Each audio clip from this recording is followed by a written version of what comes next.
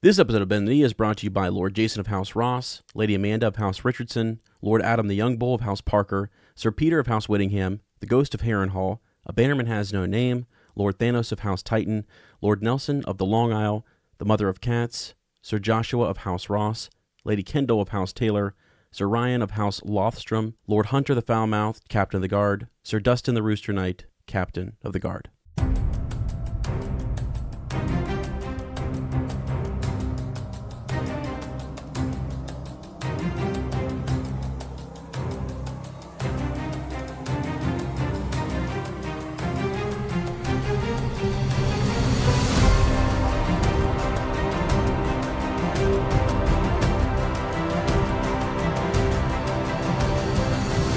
Hello and welcome to Bend the Knee, a Song of Ice and Fire podcast. I am Sir Matt, the Bud Knight. And I am Sir Ezra the Watchful. Welcome to our Song of Ice and Fire book club. Welcome to Season 8, Episode 4, Predictions and Follow-Up Friday.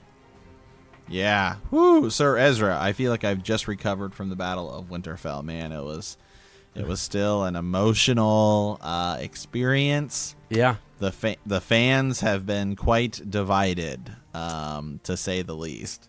Yeah, I would say we needed a few long nights to recover. Absolutely. It was emotional, and yeah, what's happening online and just people's thoughts. We're halfway through, 3 episodes to go.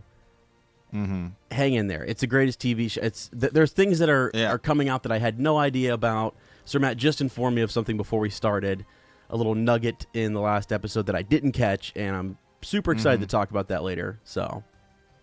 Yeah, absolutely. So, yeah, I think having watched it again, I really, really appreciated it. I really, really liked the episode.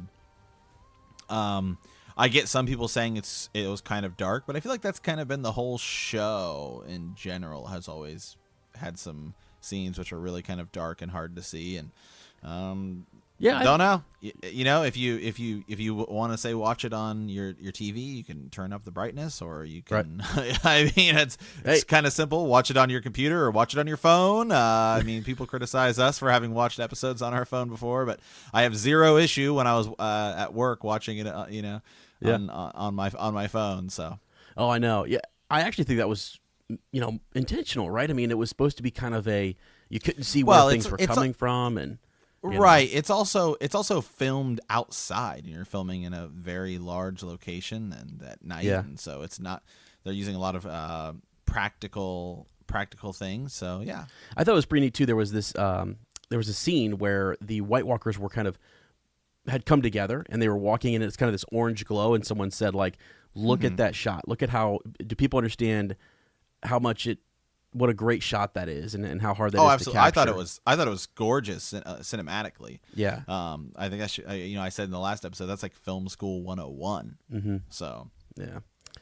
So it's cool. It's got its. I mean, again, it's up and down. In regards to reaction, we have a few Ravens that are, super positive and defending the episode, and then we have some who are kind of like, I don't know. I don't know that this is the way they thought it was going to go or the way that they thought it should go. So, yeah. Right. Some people have been really upset with Arya, and others are loving it. So anyway, we're going to break into all of that, but we have some things to hit at the top of the show before we begin.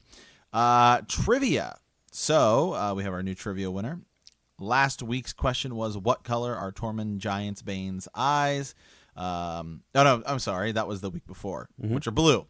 Yeah. Last week was how many months? Yes, don't forget. How many months did Tormund Giantsbane suckle at a giant's teat? And it's 3 months. And the winner is Lady Julianne of House Tyrchart. Teacher.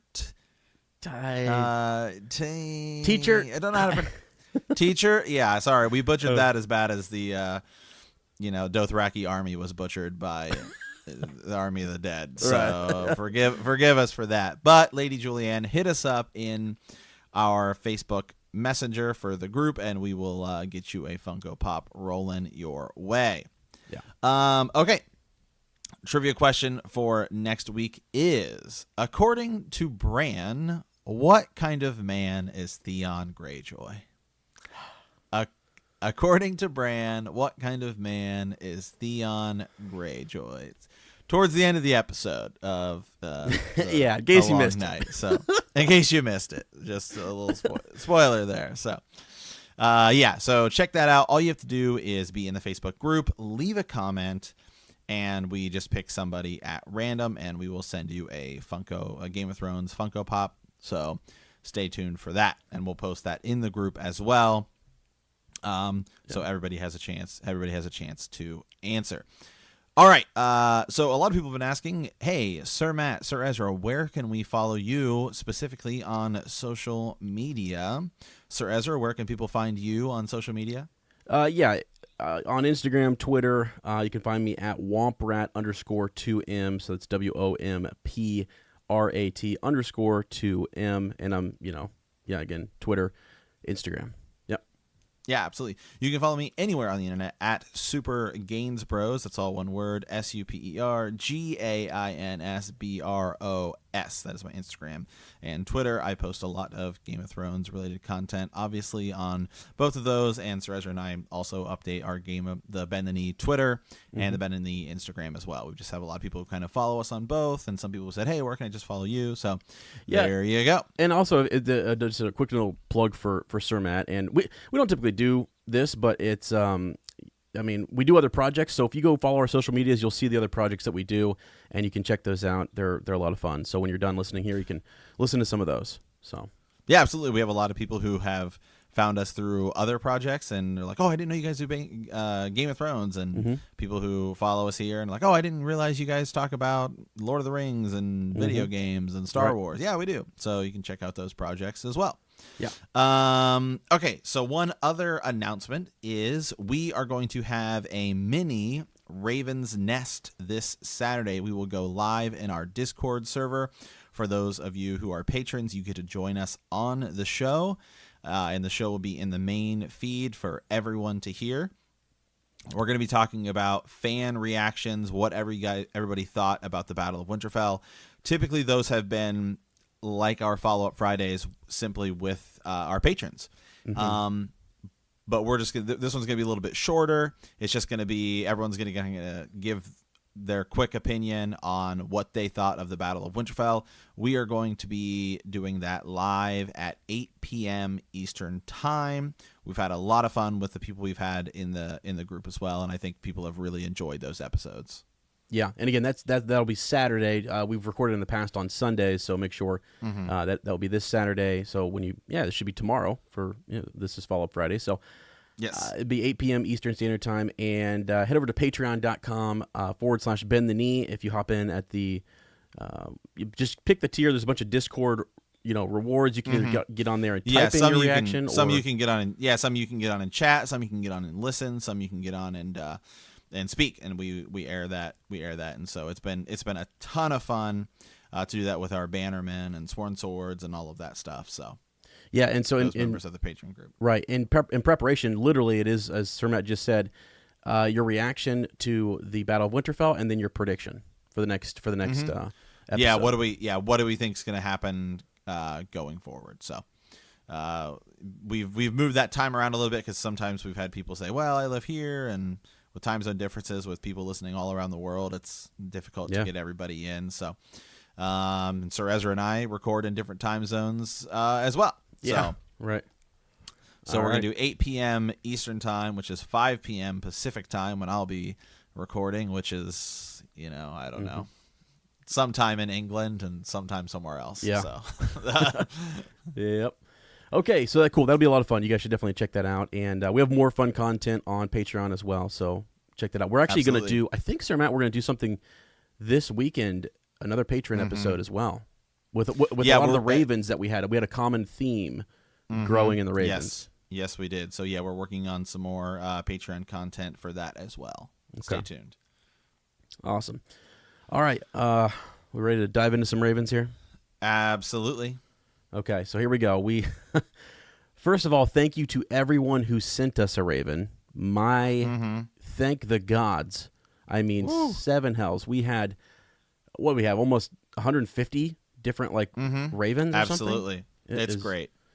Insane. So, yeah, we had to So we had to kind of pick and choose on the ones we've had, but we've picked a lot that a lot of people have had very similar questions and theories on. So even if we don't read yours, it's a topic that a lot of people have chose. So we picked some of the ones that we received multiple ravens about. So those are the topics we'll be discussing today. And throughout the remainder of the next 3 weeks, some of the ones that we haven't read here on the show, I'm going to do, I think Sir Matt and I want to do some musings, which are just like 5-10 minute miniature episodes on our Patreon series too. So your raven could end up there as well. So yeah, absolutely. Okay, so let's start with, this is a bit of a long one, but we have Arya Stark. So we have Sir Chris from Scotland. All right, so Woo. I think it's cool when people send in where they're from. It's nice to see we've got people listening all over the place, so it's cool. It's really great. He says, I don't think I've been inspired to write in about any show for years. I've watched this episode 3 times now and can't bring myself to watch any other show. Sorry, after this, Arrow and Legends of Tomorrow can stay on the DVR a little longer. That's great.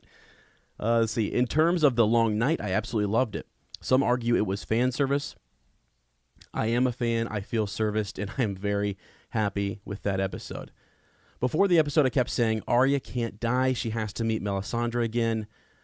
Before then, and she hasn't, so Arya is bulletproof, right? And yeah, if you had kind of, in the previous seasons, right, that was something we all kind of thought that she's got to meet Melisandre again, so yeah, we're good. And we weren't sure if Melisandre was going to show up at the Battle of Winterfell. Well, opening credits, starring, what is her name? Carice Van Houten? Yeah. Mm-hmm. And so she's there. She's here. She's in the episode. So Sir Chris says, well, shit, all bets are off, right? So, firstly, I'm not a book reader. I'm a fan of the Game of Thrones TV show, a TV show about who is going to rule the Iron Throne and become the monarch of Westeros. That has always been what the show was about. Those who didn't like it seem to be arguing that the Night King and White Walkers should have been the show's big bad, the final boss battle. I disagree. When we first hear about White Walkers, it is that they are a myth, a bedtime story to scare children. The first time we see a White Walker, it is killed by Sam Tarly, the single most useless fighter in the show, who gave away a Valyrian steel sword because it was too heavy for him to hold in the air. Right now, whose friend was killed in front of him, and then he ran away. That Samwell Tarly killed a White Walker by accident. How much of a threat were we supposed to take these creatures for? Every time we've seen them, our heroes have come into contact with them. They have managed to kill some and only fled due to sheer numbers. The walkers themselves, not a big threat beyond the rising of the dead to fight for them. Who have White Walkers killed?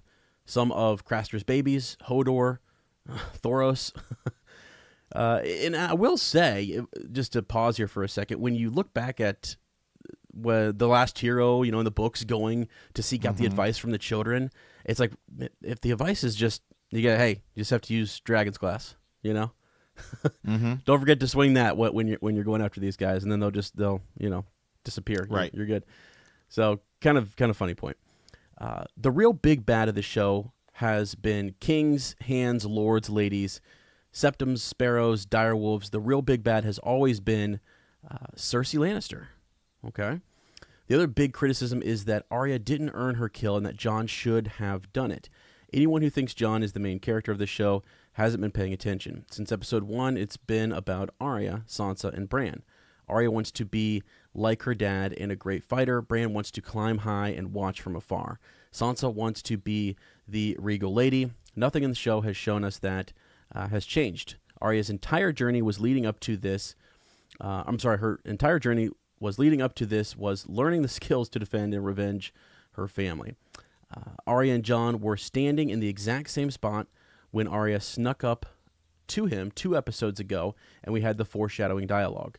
Jon, quote, "How did you manage to sneak up on me?" Arya, quote, "How did you survive a knife to the heart?" Jon, quote, "I didn't." Standing in that exact same spot, Arya snuck up to the Night King, and he also didn't survive a knife to the heart. Melisandre has told us and now reminded us that Arya will kill Brown Eyes, Blue Eyes, and Green Eyes. Green Eyes is clearly Cersei, the last name on her list, who she will be telling us she will kill since, what, season 2? All right. Much like Ned claiming the throne and handing it to Robert, I think we'll see Arya claiming the throne for her family and Sansa sitting there at the end. Okay. Varys also once asked if the kingdom was ruled by a just woman and a wise man or something along those lines. We keep hearing that the series will end in a bitter, sweet moment. I think Maggie the Frog and Melisandre's prophecies both come true. Cersei appears to have been killed by her brother, but it's Arya wearing a fallen Jaime's face. Cersei could be slain by Jaime in much the way he dispatched of the Mad King. All right. Arya then does the same thing her father did for Robert Baratheon and hands the throne to Sansa. Okay.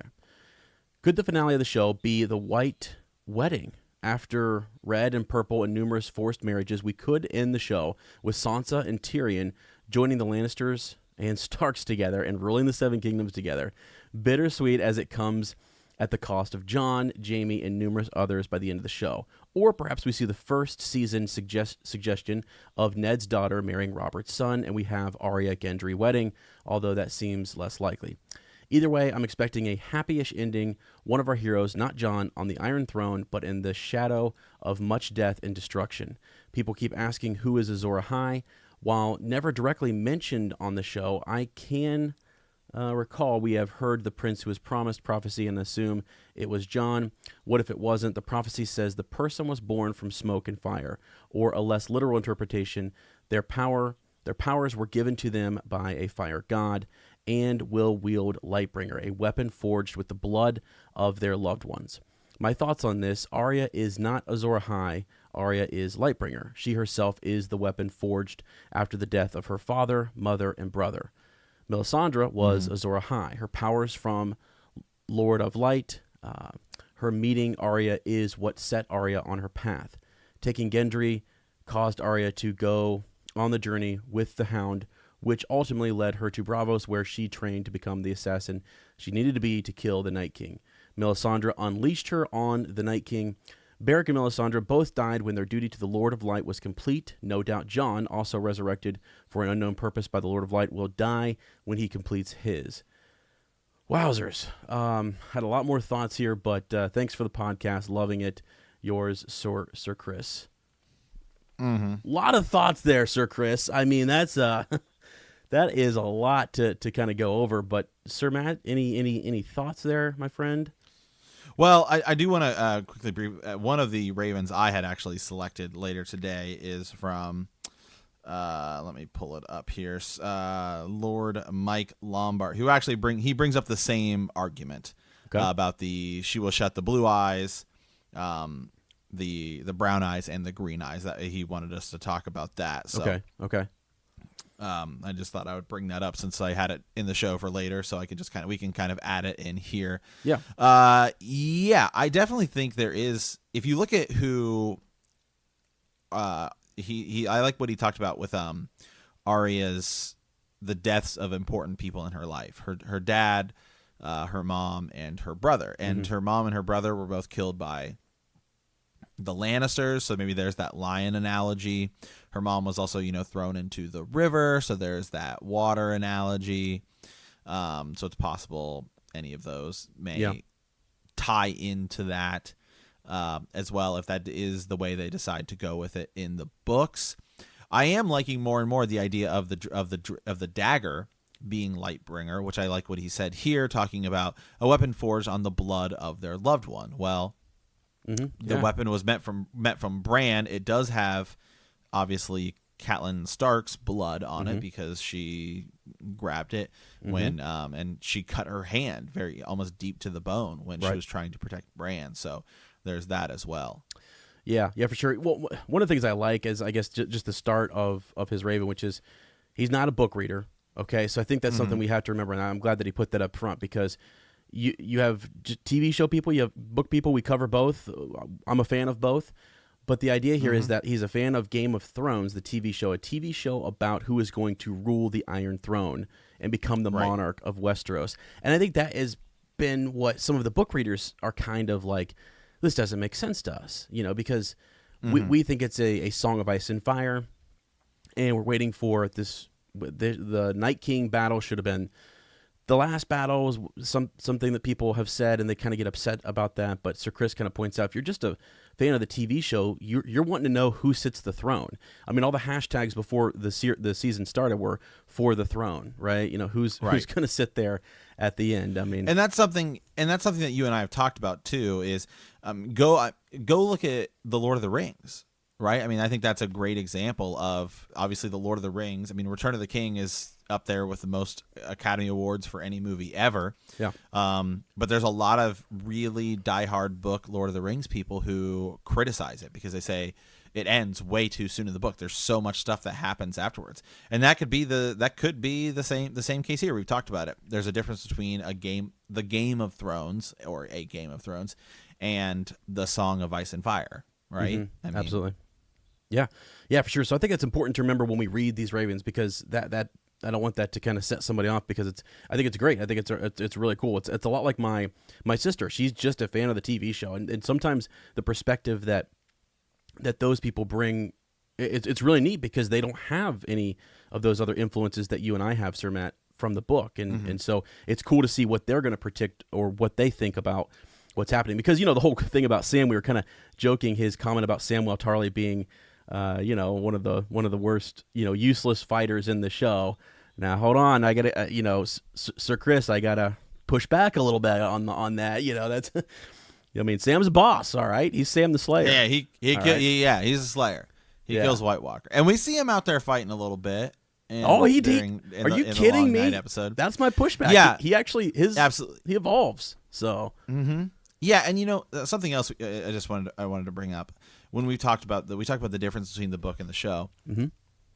There's so much more in the books that one wouldn't, the way the show presents itself. There's a lot of stuff that we get in the books, and where they'll blend characters in the show, right? Like John Connington, not a character in the show, so they kind of take his angle in the books of getting grayscale and give it to Jorah Mormont, and that kind of makes sense a little bit. And it ends up working out fine in the show. Characters like Lady Stoneheart, who don't even appear. And thinking about it, I don't even know if you tried to do Lady Stoneheart in the show. I think it'd be a really tough angle to sell, because just where like certain characters' arcs are. Remember, they had to go back to add in a lot of the Euron Greyjoy stuff to kind of build him up. Because you only have so much time, and I wonder if that was a design choice because they didn't have time to do it. They're like, let's add this in later, or if they did it because they knew Euron would be more important later down the line, and said that we need to focus on Ramsay as a villain rather than having Euron as a villain as well, because Euron's obviously a character in the books well before he shows up in the show. Right. Along that timeline. Yeah, for sure. It also leads you to the conversation, and I've seen a lot of this on social media and just in different articles about the behind the scenes, and when did George Martin kind of step out and have to say, I have to work on the books, and here's the tidbits that I have, here's the thought I have for the ending. But if they don't know where Lady Stoneheart's supposed to end up, that's a tough character to kind of write as show writers, and to try to figure out, because you're not in his mind. You don't know what he was laying down there, I guess, from the beginning. So and clearly he has something pretty big for Lady Stoneheart. It's in game. We're just doing the reread through a Game of Thrones, and all the times that are mentioned, she had a heart of stone. It's been there from the beginning, which is crazy. Absolutely. Yeah, I'll actually throw in another Raven. It was just one that I saw when we were picking these, but I think that it ties into a lot of what we're saying right now. And we're still staying on this guy's Raven, but I have another one here from Sir Luke Scondrus, I believe. I hope I'm pronouncing that correctly. He said, "Hey guys, recently discovered your podcast a few weeks ago and powered through the majority of episodes. Great podcast. Anyway, the reason I am writing is about season 7 and 8 in general. I can't help but think the books will be completely different, and the showrunners are just creating fan fiction. Just listen to the showrunners talk about the episodes. They use terms like, we thought this, we thought that, we decided this. In the earlier episodes, they talk a lot about how the episodes reference meetings and and things that they had spoken to Gur about. An example, the Hold the Door episode, they mentioned the various meetings we had with George about this episode. Just my 2 cents. Anyway, great podcast, and just ends it there.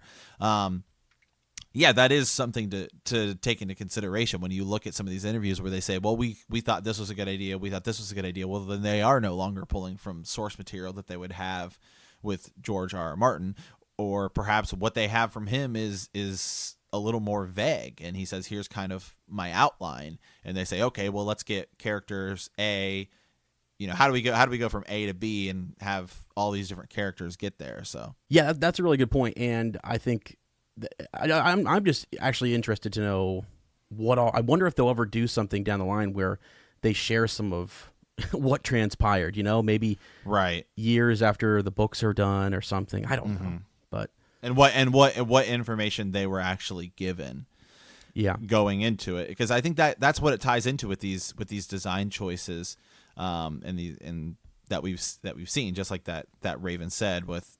We decided this. We thought this was a good idea. It'll all be very interesting because Gur, he wrote a lot of the early episodes and a couple episodes here and there throughout the show. So and people make the case that there was source material, so that's why some of the writing was as good as it was. And I understand that, but I still think D&D are doing a great job, and I think. We're not done yet, so I really want to see what happens in these last 3 episodes before I make a lot of huge statements about whether it was good or bad or whatnot. Right now, I'm enjoying it, and I think that's right. What people need to focus on. Did you enjoy it? Are you having fun? Yeah. So, but and there's real quick, there's other things too that I like. You and I have talked before about Harry Potter, and in the books, Dumbledore can't apparate out of, teleport, for those of you who don't really know. They can kind of teleport in and out of places, essentially. How he can't apparate out of Hogwarts because Hogwarts is too powerful. Then in the movie, to save time, they make it to where he can. And he says, well, the headmaster has certain abilities. Right. And so I like both. I don't think one is. It doesn't upset me that they chose that in the movie. I remember watching it and kind of have a smile on my face because that's the route they decided to go. And because you like Dumbledore. I appreciate both. So there will be I'm sure there will be things where when the books are finally done, I like that the book did this better, or I like that the show did this better. The show has added scenes that I think really are telling of people's characters. We've talked about this before. The scene where Robert and Cersei are talking in the room, that doesn't happen in the books, but I think it's a really good scene and it adds depth to their character. The behind the scene, or not the behind the scenes, but the added features where you have characters like Jaime Lannister talking about the history of the Kingsguard, and it's through his perspective. That's stuff that's not in the books, and I think they're cool too. I don't know if you can consider those canon or not. I don't really care. I like them, so I kind of consider them headcanon, I guess. So I think there's advantages to both. Right. Yeah, I hear you. That's I think you're right on. One more point from Sir Chris's Raven that I wanted to hit with you, and then we can kind of move on. He brings up the point that Beric and Melisandre, servants of the Lord of Light, and that their journey is kind of, complete. They had served their purpose. What do you think about this bit with Jon? He was resurrected for unknown purposes. I mean, I think some of the purposes are known, but maybe his ultimate purpose is unknown, and he's resurrected by the Lord of Light. So is he going to have to die now? Does it mean that he will die because he has to serve a purpose, and then in this whole Game of Thrones, and then he's out? I don't know. I kind of wanted to get your take on that, Sir Matt. Yeah, I don't really know. To be honest, because it just seems, what do you think?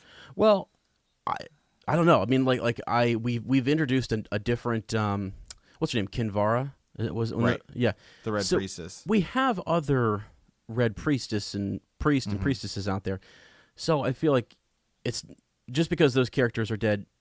I mean, it doesn't necessarily mean that John. Well, actually, to Sir Chris's point, it says when he dies, he completes his purpose.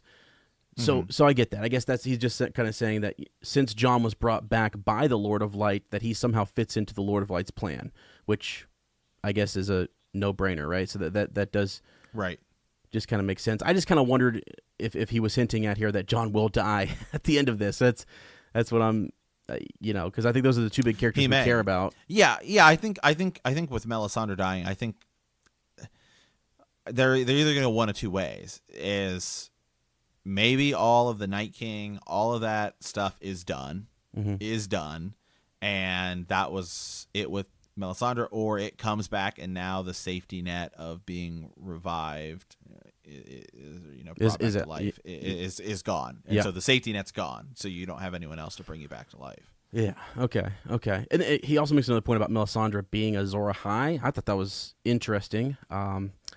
Not so sure how I feel about it, but she's looking for Azor Ahai, right? That's her thing, right? Correct? She's always looking for the this great warrior, the warrior of light, who's going to kind of lead them. And then it'd be kind of ironic that she shows up and she just needs to follow his will and do her thing and play her part. So because she played a big role. I mean, she's, as you said, MVP.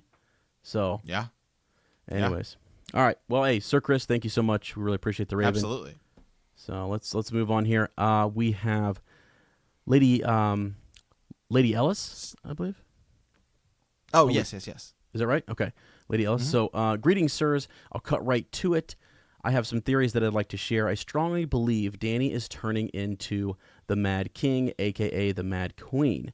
I can easily picture her saying, quote, burn them all, just like Jaime stabbed the Mad King as his hand. So too will Tyrion be the one to stab Dany, and then will also be a Queenslayer as her hand. So, Jaime was, kind of the Kingsguard there. But yeah, side note, I love that fan theory you guys brought up about Dany, about how Dany would attempt to burn Jon to see if he is a true Targaryen. Her burning him would really make him and others see how mad she is turning. Well, that's true. And, we actually rethought about that and whether Jon had been burned before in the show. He has been, yeah. And he has, in season 1. Yeah, so she goes on to say, it will form an even stronger bond between Tyrion and Jaime, allowing them to prepare for the killing, maybe also stabbing or using the crossbow of Cersei. Wow. It would be pretty cool if Cersei was killed like her father, crossbowed in the stomach, and she and her baby die. Whoa.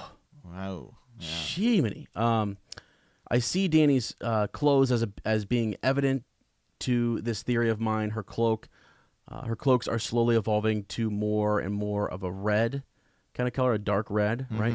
Her cloak at the beginning of the episode 2 had a lot of red fur in it. It's a very subtle detail, but I think it really says a lot. Last but not least, I hope and can see Sansa winning the game with Tyrion by her side. She is all about protecting the North, and why not do it as Queen of the Seven Kingdoms? I've only recently discovered your podcast, but I'm hooked now, and I've yet to read the books. But when I do, I plan on following along with your episodes. Can't wait. That's awesome, because that was one of our goals when we set out with this. Is that like maybe if you're a huge fan of the show, and you enjoy it, trust me, you're going to love the books. And I'd actually argue that's a large part of our listener base. We've had many Ravens over the course of doing this, where people said, especially because since we were doing it during the lull, we started it during the lull of not having the shows. People said, "Yeah, I watched the show and then I got into the books." I mean, that's how I was. I just had been a heavy show person. I'd done the audiobook, the first 2 books, and then we decided, no, let's do a reread and the whole thing. But I think I do think she makes a really, really good point here of Dany becoming more and more Mad Queen-ish, Mad King-ish. It's something that we've seen. Yeah, the evolution of her character is the Iron Throne, and it's been more hard at home, even when. Rather than say, "Oh, Jon, we're related," it's you have a claim to my throne. Yeah. Now that she's here. Yep. Isn't that something? To like she should have. As you said, she should have been overjoyed, right? There's more Targaryens. There's this great mystery with my brother, and his lover from the north. That is so cool. And maybe it's also just the shock of the moment, and it's right before the battle, so she can't process. So we can maybe even forgive her for that a little bit. But before that, she's obsessed with what would we do with the man who killed our father. Viserys and I used to wonder. And so she's thinking about, she's dwelling on what she would do with Jaime Lannister, what she's going to do with the usurper's dogs, as they're called in the books and in the show. So she's obsessed with, well, when she kills, Sam's father and his brother. Tyrion sees a bit of it. So they've been hinting at it, and I really, really can see her possibly just doing something that is going to draw, where Jon's gonna have to draw a line and say, that's this. I'm sorry, that's. Remember, he couldn't lie for her. He just needed to tell one lie. I think it was like in the, there at the Dragon Pit when Cersei is kind of wanting him. I forget what she's asking from him, but whether he would serve her as queen or whatever. I don't even remember what it was, but he couldn't lie, because I remember in the inside the show, they always do this little bit, and Emilia Clarke was kind of talking about Jon's character, and we just needed him to tell one lie, and he can't do that. And I thought, wow, yeah, I mean, so he's going to, if Dany's doing something that's really evil or starts to go a way that he doesn't think is right, I think he'll stand up to her. So yeah, I'm with you. So anyways, but yeah, the whole bit too about Tyrion and Jaime growing a bit, kind of stronger, their bond growing stronger. I think it is strong, and I think it always has been, and I think it's going to maybe continue to be stronger as Bronn shows up with the crossbow and is like ready to kill one or both of them. So that's gonna bring them together. I do think the Bronn, Tyrion, I'll pay whatever the price. If anytime somebody offers you to kill me, whatever the price is, I'll double it. Could come into play. Yeah, for sure. I can't see him. I just can't see that happening. Right. It'll be a tense moment where it could go either way, and I ultimately see Bronn keeping the friendship with Tyrion. But you talk about, I mean, if there was ever the gut-wrenching sort of moment where we're going to be like, what? If you kill Tyrion? Could you imagine? Could you imagine just the shock waves that would send? Well, through? I mean, then it would be a very fitting end to Game of Thrones. It really would be, because that's the person we think is like safe. Sir Chris was talking about Arya being bulletproof because she hadn't met Melisandre yet. I think a lot of times in our minds we have Tyrion as one of those characters that like he can't die, and even Jon and Dany we've got saved until the end, but one of them may die. Tyrion's a character I never thought would die. I've never seen him in a situation where I think he's going to die. I mean, I see him in situations where there's potential for his death, but I just don't think it's going to happen. So I'm going to be shocked if that happens, and I'm probably going to be in my cups for weeks, But right. All right. Well, cool. Okay. Thanks. Lady Ellis. Is this the one that is the strong criticism? I have a strong criticism. I'll read some of that now, if that's okay. So that's from Reed Brooks. Yeah, go right ahead. Okay, so let me go back here to this, and Reed, I apologize. I probably won't be able to read all of it. There's a lot here. We'll see how much I can get through, but I thought it was important because Sir Matt and I are right now really enjoying the show, and as podcasters go out there, we are one of the, I don't want to say few, but we haven't been, we don't give that harsh criticism that I think some of our other podcaster friends out there, friends / I don't know what we call them now, have kind of given this last show, and I think it's all the influence from the books and just what they were set up for. So anyways, I wanted to read what Mr. Brooks has here for us. So Thrones is probably the greatest TV show of all time. The episodes continue to be amazing, and I think they will be through the end. But really, the writing sort of has fallen apart. If you go back and look at the first 4 seasons where the writing was literally adapted exactly from the book, it was fantastic. Now the characters are largely unsatisfying, and the narratives are lacking payoff. Tyrion has totally lost his identity, and Jon is a bumbling idiot who charges recklessly into every battle and should have been killed 20 times over. Wow. Let's see. Bran, who appeared to be key to the ending of the Long Night and had his entire identity built around doing so over the course of 6 seasons, has accomplished nothing besides being bait in the Battle of Winterfell and presenting his mind as a 2001 Space Odyssey esque library computer. Okay. Jon's primary function has been built up to be the Azor Ahai figure, but he was even raised from the dead by the Lord of Light, and then, besides riding a dragon, he accomplished almost nothing in the long night.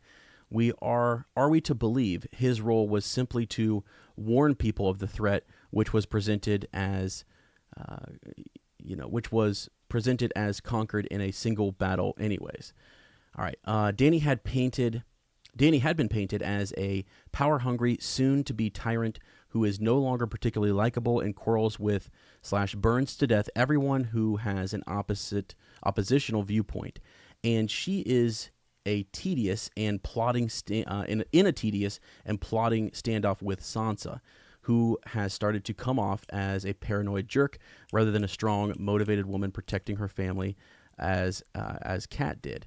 Really, the only person with a storyline that has had any payoff is Arya, but it appears to have been largely at the expense of every other character.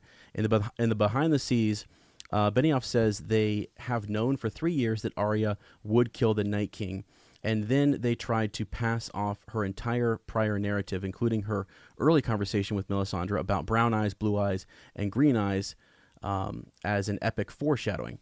But at the same time, they had no idea she was going to be that figure, and even had the order of eye color reversed, so it's clear they didn't have that trajectory in mind. Further, Martin didn't write the story with that in mind, as he hasn't even presented a Night King in the books.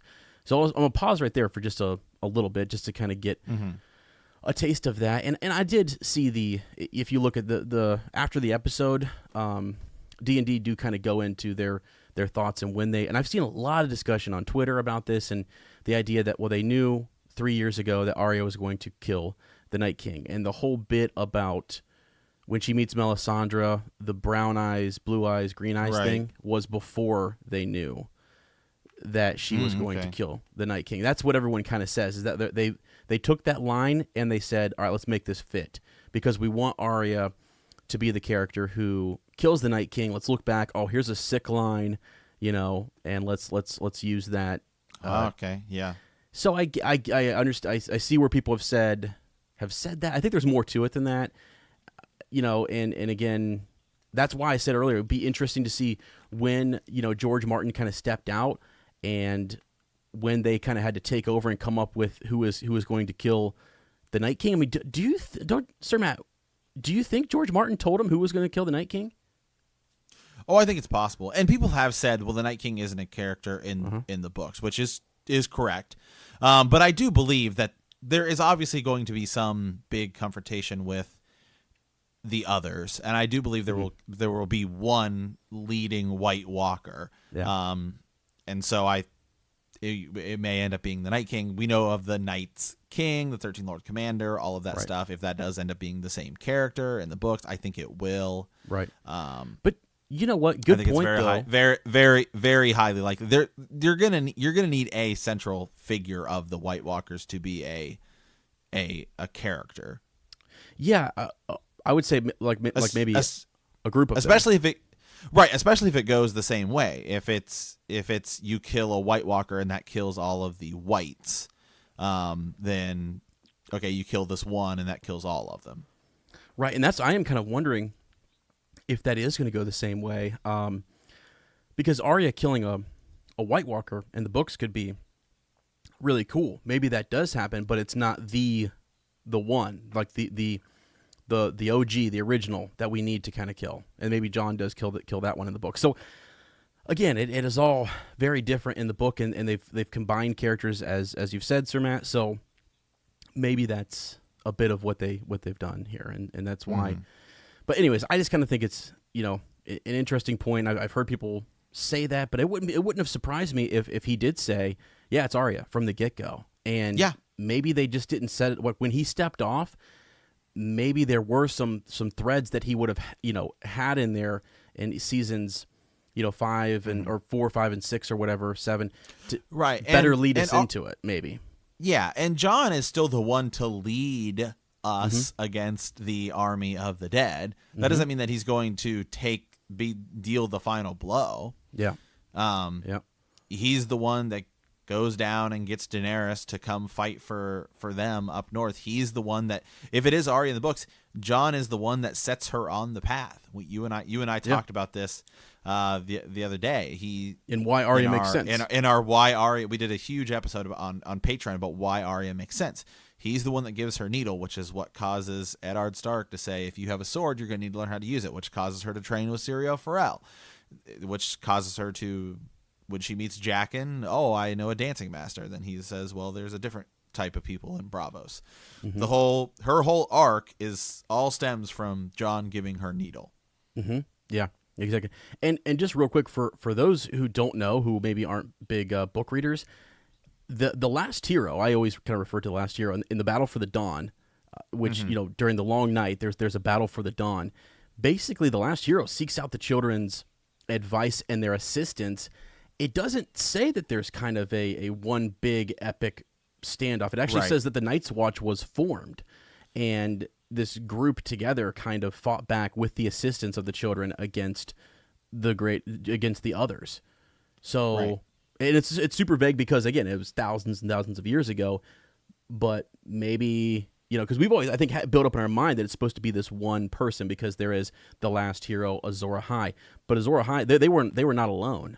And that was something that was said in some of the other episodes that in World of Ice and Fire, it also doesn't say that one hero slayed one Night King type character and that's what ended the long night and all the White Walkers are defeated, because that obviously wasn't the case. What probably happened was they pushed back and caused them to retreat, and their numbers were drastically dwindled. Right, and then they built a wall. Right, so it's something that it took them generations to rise up again. Yeah. So again, that prophecy coming down through the timeline and it being something that things have been lost in the translation, and we heard about a leader, someone like a Jon Snow who they got everybody together. They got the assistance of the children. Maybe that's Bran right now too. Bran and Jon kind of getting everybody together. Get your best fighter together. Get Arya in there and make sure you provide. I almost said it. Well, I'm going to say it. Provide the distraction so that she can go kill the Night King. I mean. Right. Oh, gosh. So, anyways, let me just wrap up here with his Raven. Let's see. What did we want? Let me see. It's going to be exceedingly difficult to redeem the characters' arcs of virtually everyone other than Arya at this point. Arya is a lovely, creative character, and her arc certainly now appears very rewarding, but is it worth everything we lost from the other characters? I think not. Watching her stroll into the Long Night story a few weeks ago in advance and only get into the battle once the walls were breached makes her personal investment in the war minimal. Her story's purpose was avenging her family, and her arc would have been just as rewarding if she had been limited to taking Jaime or Tyrion's face and murdering Cersei. That would have left the Night King to a more appropriately focused character. This was a twist for purposes of having a twist, which certainly had an immediate shock payoff, but at extreme cost to the remaining story structure. So many questions have been left unanswered with the Night King's death. What was the connection with Bran? What did he want?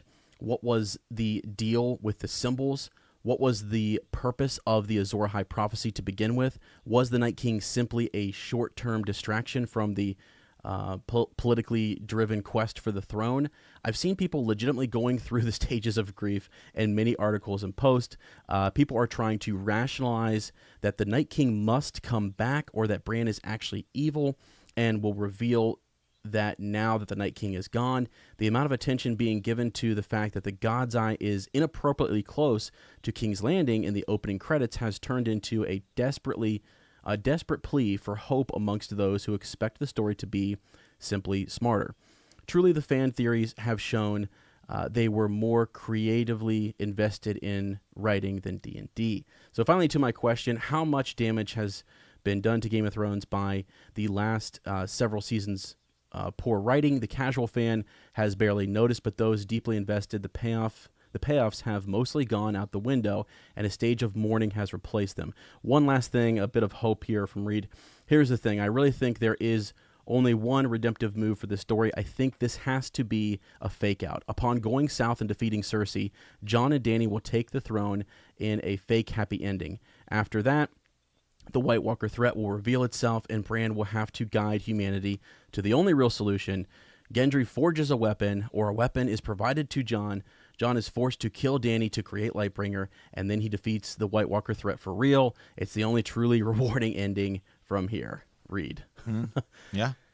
So that I chose your Raven because it actually, a lot of what he says in here is a lot of what I've read on Twitter. It's a lot of the major articles that I see out there kind of criticizing, the choices made in this episode. And so I thought we would kind of just put that forward for people to kind of gnaw on, think about, and what have you. I mean, there are a lot of questions. I still have questions about the Night King and who was he? Can I believe? Do I trust Bran? Did he really just want to wipe out and annihilate, all of mankind? Is that just what his thing is? Like, what is up with the symbols? We've already talked about Azor Ahai a little bit, so yeah. But yeah, I don't know. Some hope there at the end that Gendry will forge a weapon, and it's provided. Yeah, and again, and the books and the show. I mean, there's so many other differences too. I mean, the Horn of Winter, Sir Ezra. Yeah, I think it's going to be an enormous part of the Winds of Winter book. It has the wall. I think is going to come down in a completely different way. Yeah. And to her point about his point, the part about the writing being bad. You and I have criticized season 7. If there have been points. Oh, sure. Season 7 to me, the Arya Sansa Littlefinger. Yeah. It felt like they just kind of ran out of ideas and like, here we kind of need to keep them around here with something to do. It's the first time I've ever felt not like Game of Thrones was bad, but just like it's just Littlefinger's death to me was always so underwhelming. And it just seemed either long overdue. He wasn't really doing much of anything at that point. He seemed very weak and didn't have nearly the power or influence. He never felt as dangerous. Right. So there's a character who I think is going to be 99.9% chance. I would say his arc is completely different. Right, because in the books he's growing in power and he's gaining more influence and what have you, and getting essentially close to what he wants. So it would be interesting if at the height of his power they do something to kind of take him out. That's unexpected a little bit. Right. But yeah, to see him kind of dwindle and sink back into the shadows and lose his grip can be satisfying in and of itself. But then it's, I don't know, it goes against some of this Game of Thrones bit where the shock value that we're always looking for. Right. Absolutely. And maybe we're looking for too much shock value, because absolutely, I think that might be some of it. Like as Reed said, it's cool. Arya has this great, jumps out of nowhere, kills the Night King. It's awesome. It's badass. But what about these other characters? And the little nugget where you told me that Jon is actually running distraction for her with the dragon. Yeah, that a lot of people have been pointing that out. That adds a layer I never thought about, because they're right there at the Godswood. He's about to enter. He's close. He's almost there. And the dragon is keeping him from getting there. And as I'm thinking back to it, it's almost like, he sees something out of the corner of his eye and knows in some way that he needs to stand up and yell, "Go, go!" But he's presenting himself as this distraction and willing to kill himself. I don't know. Yeah. So. Okay. Okay. I've got a couple here. Lady Camille Shea. I feel like, first of all, let me say before we get yelled at again, this will contain spoilers to Endgame, Avengers Endgame. So hey, and to clarify that, we did not know. Yeah, we recorded that. We recorded that days. We record Fallout Friday usually on Wednesdays. Yeah, and so it was the day before Avengers. We had no clue. We said something, and I was just making a joke. Right. And it also seemed like a relatively likely joke, and it ended up coming true. I actually still haven't even seen the movie. Yeah, but, so we got blasted by a few people, and they're just like, "Hey guys, not cool, man! You guys spoiled the movie." Spoil it, like, yeah. Oh, sorry. I I haven't seen it yet, but yeah, actually, to be quite frank, some people who wrote in spoiled it for Sir Matt. He didn't. Yeah, I was like, hey, thanks. We've had actually multiple people making comparisons. So yeah, it's just kind of funny. So we apologize, but at the same time, yeah. Anyway, yeah. So this one also contains a spoiler. So now I know how the movie ends. Thanks. I feel like Bran knew how things would play out in the Battle of Winterfell. He is the one who gave Arya the dagger. Also, I feel like he couldn't tell everyone how it would play out, because then it would have worked. Then it wouldn't have worked. It reminds me of how Doctor Strange saw how to beat Thanos in Avengers, but didn't tell Tony Stark until Stark saw for himself. Just a thought. Bran has got to be more important than just bait. So, yeah, I think I haven't seen Avengers, so I don't know how it plays out. But I guess Tony Stark. Yeah, I'll tell you. And again, yeah, we said major spoilers before we read that, and I'm going to say again, major spoilers here, but.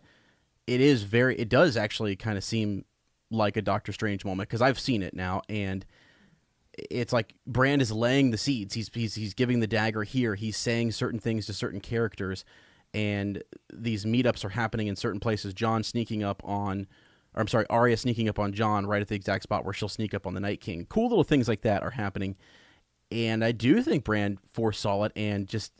I think he was doing something in the last moments there, though. I think he was looking at events and seeing what was kind of unfolding before that, and then he was also looking for something else in that moment. I don't know what, and I think we're gonna find out about that. But yeah, if you tell Arya this is what you're gonna have to do, even Melisandre doesn't really do that direct. She just says, what do we say, to the god of death, and not right. Today, and that actually comes from Arya. Arya figures it out herself, and then she's not being told, go do this. She herself then believes it and says, it's me. I have to do this. I can do something. And when you believe that yourself versus being told, it's much more powerful, and you can probably do more. Right. So, yeah. Oh, yeah right. So, cool. That's a cool little connection. I love that. All right. Yeah. I haven't seen Avengers, so I don't know what happens, but I'm assuming they win. Yeah, maybe.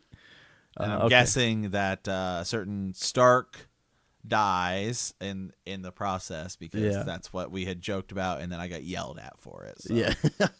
You didn't get yelled. People were very nice about it, but they were like, hey, I don't know if you guys... Because it was a joke, and it was a subtle joke. But anyways, all right. Right. I have actually one here from Lady Stephanie. I didn't get to... Oh, okay. Yeah, I'll read this real quick, and then we'll finish up with yours, if that's all right. Yeah, go right ahead. Okay.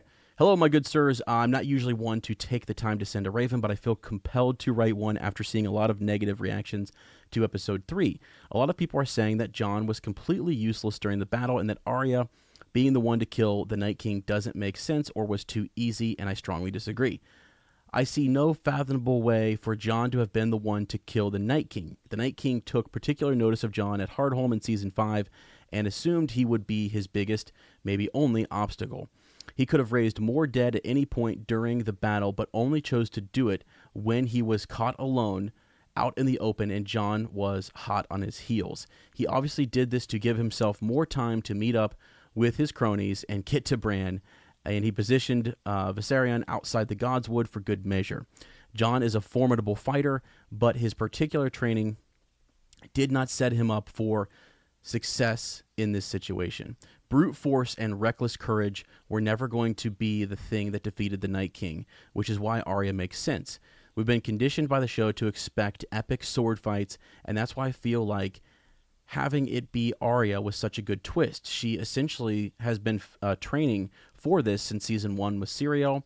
It feels so obvious to me now that it would be her. The Night King, in all of his hubris, made a critical mistake by focusing on one individual, Jon. The lone wolf dies, but the pack survives. It was never just about Jon. This needed to be a team effort if they were going to be successful. That's a good point, right? Because it is sort of that, we've talked about that team element, that everyone working together. Anyway, that's where I'm at after watching the episode again and thinking about it all week long. Thank you both for your tireless effort to bring us great content week after week and for creating a space for discussion. All the best, Lady Stephanie of House Holmes. So shout out to her. Appreciate the Raven. And yeah, I mean, again, I cannot wait, Sir Matt, until the next couple episodes when we get more information on Bran and the Night King and what happened, because we're going to. Oh, absolutely. A week from now, we'll have far more information than we have right now. It's possible that the Night King arc isn't done. You and I were joking about maybe Qyburn still has that hand. Yeah. Bran was marked by the Night King. Maybe there's a tie-in there. If Bran can be marked by the Night King did also choke Arya, so it's possible something there. I don't think so but Craster's son. A lot of people think there's something there. So it's definitely possible that the Night King arc isn't over. And even if it is, maybe who knows? We don't have all the information yet. Yeah. And again, I'm also not going to be completely disappointed if we just shift focus and it's just a huge epic, Game of Thrones battle royale. Right, and it's good. And the Azor Ahai prophecy could still have something to do. Some people have written in and said the long night doesn't just end. Yeah. Winter doesn't just end with the Night King. Maybe there's a tie-in with Cersei. Bran and Daenerys have both had visions of the Iron Throne, and there's snow in there. So is that going to come back to play? Yeah. That's, again, all the things we got to kind of continue to keep watching and look for. But, yeah. All right. I think you have one more, Sir Matt? Yeah, I do. From Jorge Benitez? Benitez? Yeah. In a show known for its dialogue, intrigue, scheming, etc., it would have been a letdown if the Night King had been the last baddie. He spoke no words, his motivations were never clearly discussed, and he controlled a zombie army. That wouldn't work. Cersei is a way better character in terms of depth. Question, is Cersei actually that bad? Everyone but me seems to hate her, but I don't see what she has actually done that is worse than Dany. Dany's basically saying, bend the knee to everyone and I have dragons. Cersei was actually married to the rightful king, Robert, as he took the throne without dragons. What am I missing? Yeah, I'll tell you what, a lot of people who join our Facebook group, we ask the question, who's your favorite character to get in? And a lot of them say Cersei. Yeah. Cersei is the best at the Game of Thrones. Right. She does fight for her family. She was married to Robert Baratheon. She's played the game better than anyone else. She plays it better than her dad. She's played it better than Tyrion. She rarely makes mistakes. In the books, when you start to get her POV characters, you see just how kind of messed up Robert Baratheon was and what it did to her. Sure. She was the queen. She should have been She loved married. him. She did, yeah. And he said Lyanna Stark's name on the night of their wedding, and he kind of forced himself on her. And there's really not a lot she could do. So yeah, Cersei plays the game for a reason, and she fights for her family. She's just presented to be that bad character. Even in the show, you'll find yourself rooting for her when she is being punished by the Faith, and when she finally gets her revenge on them. Shame. Yeah. Absolutely. Yeah, absolutely. So, no, I definitely do not believe that Cersei is all that bad. I think that she's a great villain. It's just from the get-go we've believed that the Lannisters are bad, and that's why in the first book, one of your POV characters is Tyrion. And you first we get Tyrion chapters in the books, and we see Tyrion's really not that bad of a guy. Yeah. Then we start to get Jaime chapters, and you see, wow, okay, this is why Jaime killed the Mad King. He's not really that bad of a guy, and Jaime kind of comes full circle. Even once you start to get the Cersei chapters, and you see into her psyche and her character, you see, okay, this is why she does the things she does. Yeah, I really actually like Cersei as well. She calls out her own son Joffrey for kind of being a monster and knowing what he was, or what he was at the time, I guess. So that's interesting. So she does understand. She's not like pure evil. I mean, she's doing things. Right. She's motivated because she wants to see her family succeed and protect her children, and she's just seen all of the the trickery, the plotting, all that stuff that's happening at King's Landing. She knows what's going to happen, and so she's not going to be on the receiving end of that, and that makes her bad. I don't know. No, yeah, absolutely. I also think when she talks to Tywin about, if I were a man, I'd be the best, and she would. That's something else that she has to overcome. Absolutely. Yeah, so that it'll be really neat, and that's a really good point. That the Night King, let's say this was the last episode, I mean, how would we feel? I think we're excited because we still have more to go, and we're Right. wanting more. We would have needed an episode where we would have been, the outcry would have been like, who is the Night King still? Like, what we would have, all those Right. questions that Reed was asking, we would be asking. But now we're still hopeful because we have a couple episodes here, and we think things are going to kind of play in or what have you. I don't know. We don't know how it's going to end. We don't Right. know. So It could just be something as simple as a way to bring Daenerys and Jon fully together. As I fought your war, now it's time for you to fight mine. Mm-hmm. Yeah, for sure, for sure. That's probably, and there's going to be some strife. There's going to be some. I think there's going to be some strife, Right. some infighting between those two a little bit, even if it's at the end or after the defeat of Cersei. But yeah, and you've got the Lannisters still there in her mix. There's still a lot of crazy dynamics. A lot of tension between characters. So. All right. All right, Sir Ezra, it is time for our bold predictions. So we're each going to give it a bold prediction for the next episode. Yeah. So for the next episode, this is good. Yeah. So season 8, episode 4. Real quick, I guess we'll kind of go over what I think is going to happen. I think there's not going to be a lot of action. I think it's going to be a lot of, okay, the Night King's over, regrouping, start to get some of that back into the Dany, Jon. Now she knows he's a Targaryen. How's that going to play out? Right. Over dealing with the deaths of people like Jorah Mormont. And then I think we're gonna get a lot of Cersei. I think we're gonna get a lot of Cersei in King's Landing, since she hasn't been seen in the last 2 episodes. So they're gonna start building towards episode 5, which I think episode 5 is gonna be the final battle, and then episode 6 is gonna be all kind of resolution. So, Yep. So anyway, so my bold prediction is that we finally get it. It finally happens. Tormund and Brienne. Wow. Yeah. If there's an episode to do it, it's this one. Yeah. After a battle, I mean, isn't it something that Bronn kind of says to, or maybe it was the night before battle, I can't remember, where Bronn was talking to Tyrion, right? And he's like, you need a woman or something, Yep. Okay, yeah, that's bold. I like that.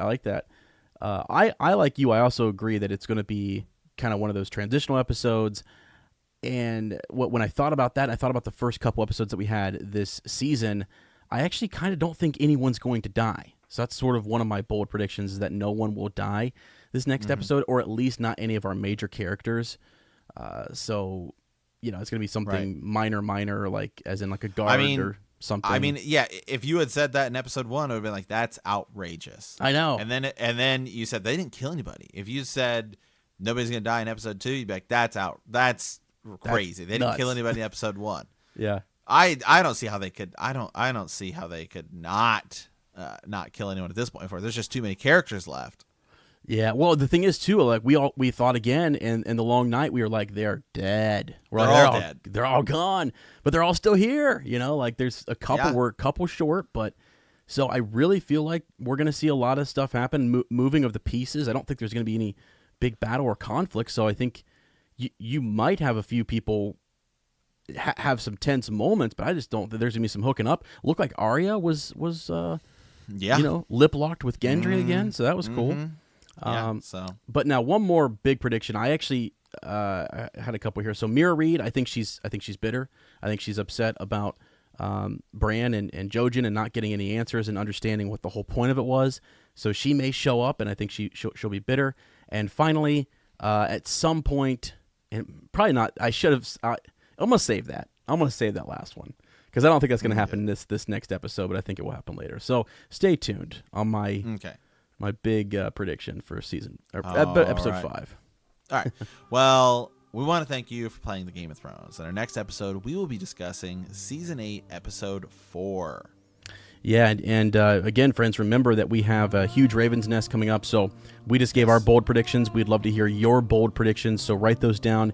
If you're signed up under the Bannerman tier or the Sworn Swords tier, we will do our best to get you on the actual podcast so you can give your bold prediction and give your thoughts on the last episode. So do not miss that. Sir Matt and I, again, all the Ravens that we had, we are going to do musings. I am going to take Raven by Raven, pull some and do some musings. So if you'd like to sign up, for the Sworn Sword tier and higher, we'll put a bunch of musings in there to really make that worth it, because there's some really good thoughts and really good ravens that we did not get to, and I want to do those justice. So if you like our podcast, don't forget to subscribe, like us, write a review, leave a comment, or send us a raven at btkcast@gmail.com. Yes, we will see you in a week, and with one final bold prediction from Sir Matt, just like my good boy Theon Greyjoy, what is dead may never die.